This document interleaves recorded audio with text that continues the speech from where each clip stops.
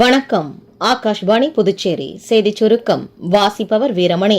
2 நாள் பயணமாக குஜராத் சென்றுள்ள பிரதமர் திரு நரேந்திர மோடி இன்று அகமதாபாத்தின் ஹான்சல்பூரில் உள்ள சுசுகி கார் தொழிற்சாலையில் 100 நாடுகளுக்கு மேல் ஏற்றுமதி செய்யப்பட உள்ள சுசுகியின் விட்டாரா மின்சார கார் உற்பத்தி ஆலை மற்றும் மின்சார கார்களை கொடியசைத்து தொடக்கி வைத்தார்.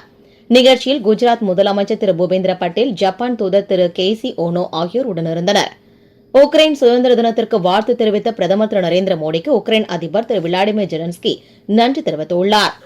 ஓணம் பண்டிகையின் அத்தம் பண்டிகை இன்று கேரள மக்களால் கொண்டாடப்படுகிறது.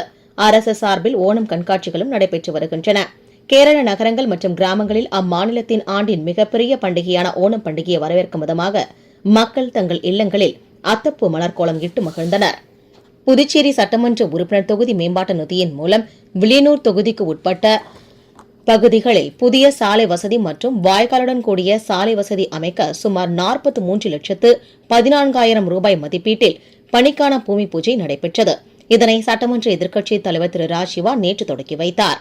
ஐரோப்பாவின் மிக உயரமான சிகரமான எல்பிரஸ் மலை, கார்கிலில் உள்ள குன் மலை மற்றும் மவுண்ட் நன் மலை ஆகிய 3 சிகரங்களை ஏறி செல்வி திவ்யா சாதனை படைத்துள்ளார். எல்பிரஸ் மலையை ஏறிய புதுச்சேரி மாநிலத்தைச் சேர்ந்த முதல் பெண்மணி என்ற பெருமையை பெற்றுள்ள இவர் குன்மலையை ஏறிய முதல் தமிழராவார்.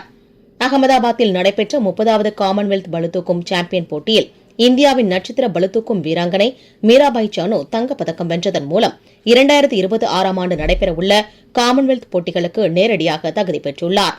டோக்கியோ ஒலிம்பிக்கில் வெள்ளிப்பதக்கம் வென்ற இவர் மொத்தம் 193 கிலோ எடையை தூக்கி புதிய காமன்வெல்த் சாம்பியன்ஷிப் சாதனையை படைத்தார். இத்துடன் இந்த செய்திச் சுருக்கம் நிறைவு பெறுகிறது.